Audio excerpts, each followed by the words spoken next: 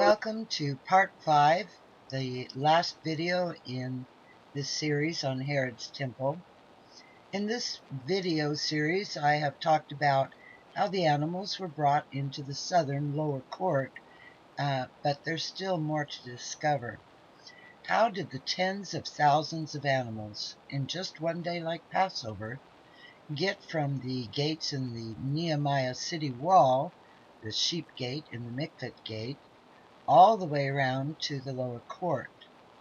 And how did that path for the animals change when Herod replaced the Barras fortress on the north city wall with Fort Antonia? For the first time in the temple's history, the temple and the fortress were now connected, and it now had a western court. This blocked off access to the lower court from the north for herding the animals.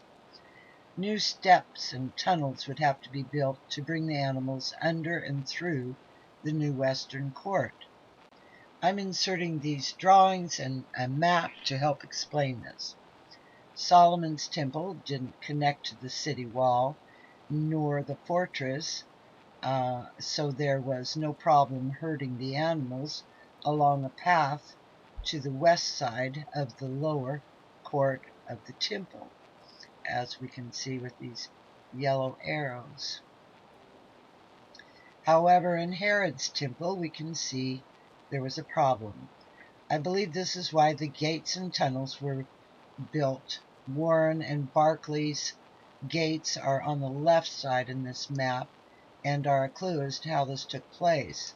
The mikveh gate was located on the east wall at the north end of the Nehemiah city wall, which was the inspector gate, most likely the gate where the red heifer was brought in. Cattle and sheep didn't graze together in the pastures. The sheep and goats were brought in through the sheep gate, and the young bulls brought in from the east via the mikveh gate. The animals would be herded through the strip of land between the fort and the temple to a specially made underground tunnel. Each tunnel begins with steps to get from this higher elevation down close to the level of Herod's first century street below. When the Herodians filled in the Tyropoeon Valley and built the new west wall, it added around 100 to 130 feet to both Fort Antonio and the temple. The Jews, who believed the temple was on the Dome of the Rock, built a small place of worship in this tunnel, believing Warren's tunnel was the closest they could get to the Holy of Holies, but the tunnel has now been walled up by the Muslims.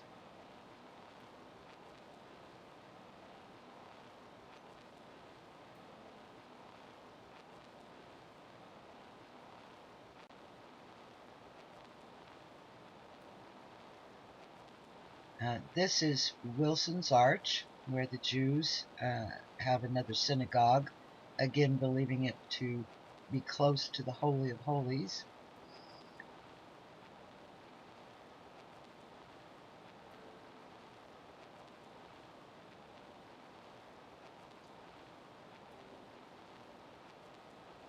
Both Warren's Gate and Barclay's Gate have their thresholds above the first century street on a specially made path on the tops of the shops that line the west wall from Warren's Gate to the alley between the upper and lower courts.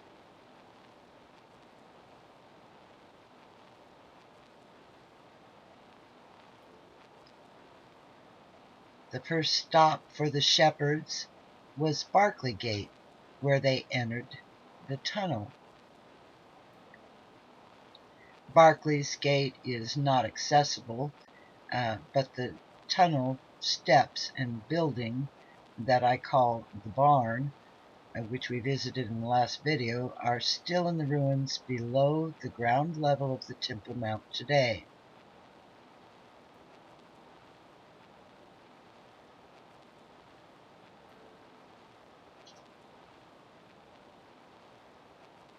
The rest of the animals were taken down to the alleyway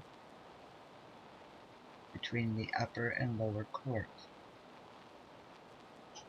It was located near Robinson's Arch.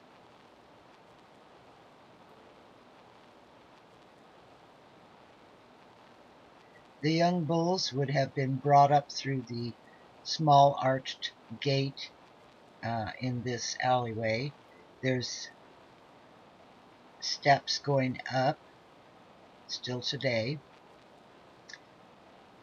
There was a second doorway also above the arched gate below, and I've made that into a storage room. These iron braces held up the roof above. It was made of concrete and iron rods. This part of the roof was actually the base of the floor of the kell above it. This opening would have opened up to Solomon's lower court, which also was located on Opal Hill. And as I said before, this alley was buried since 70 AD until excavated in the late 1990s.